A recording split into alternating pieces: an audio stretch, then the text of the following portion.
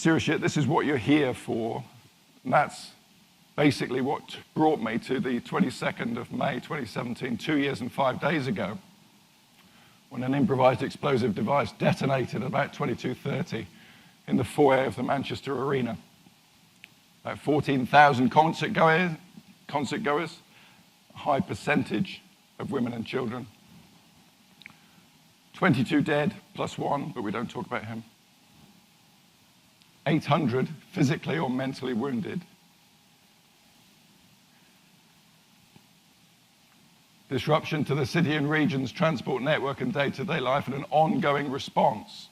There were raids, short notice raids by special forces and police over the following 9 days, which meant shutting down different parts of the city over that 9-day period.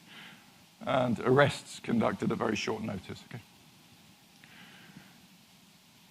This is Manchester Arena. Apparently some people are familiar with Manchester Arena, I'm not sure. But in the bottom left-hand corner, you can see the city room or the foyer area. That's where the blast took place.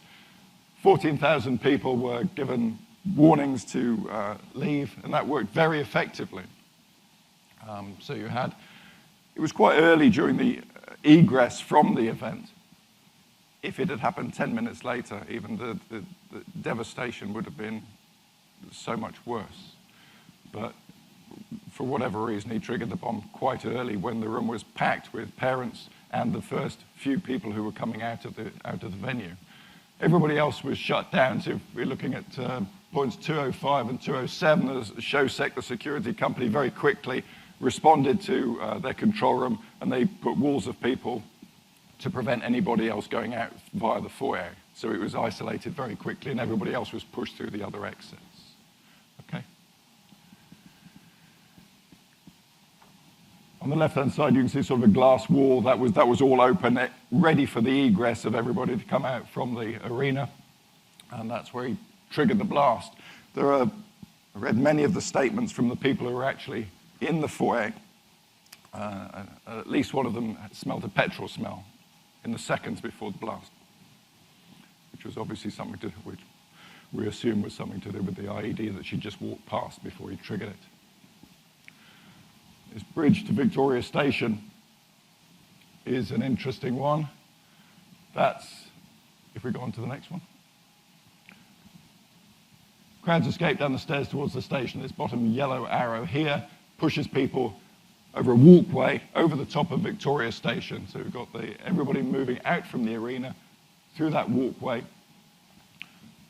Up in the right-hand corner here, there's the British Transport Police Station, where you had people responding, the people who police officers just having their briefing, so they were able to respond within a couple of minutes. They thought they'd heard a train crash in the station, so they ran very quickly to the foyer. British Transport Police were also patrolling the area, so they were within 30 seconds of the blast. And many of them have received commendations for their actions there. But also Shosek were there, and the first aid company were there very quickly with their equipment and mass casualty bags, so they were able to start the treatment. Huntsbank, this area here, that's pretty much where the emergency services started to gather. And over the course of the next few hours, they were able to triage and move the casualties, as we'll discuss in a minute. Okay. This is the only image I use because this shows the main obstacle for the movement of casualties out from the building. At the top of this flight of stairs is the walkway to the foyer. So all the 59 casualties had to be brought down those stairs.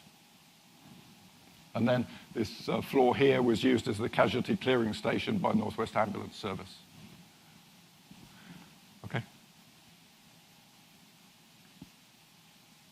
This was a momentous experience for Manchester. Manchester had been bombed by the IRA many years previously, but it was the IRA, and they'd given warnings. There was no warning for this. 22 dead, women and children affected. A new mayor had been put in place, so he decided very quickly he was going to set up a review